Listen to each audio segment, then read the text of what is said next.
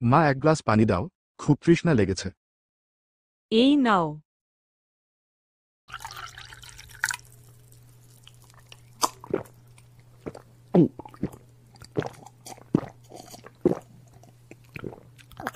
তুই এইভাবে চিবিয়ে খাচ্ছিস কেন? তুমি কি স্যারের চেয়ে বেশি জানো? স্যার কি বলেছে জানো? স্যার বলেছে যে যে কোনো জিনিস ভালোভাবে অনেকক্ষণ ধরে চিবিয়ে খেলে সেটা দ্রুত হজম হয়।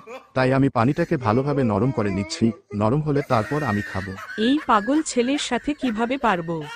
তো যাই হোক, তুই অঙ্ক পরীক্ষায় কত নাম্বার পেয়েছিস?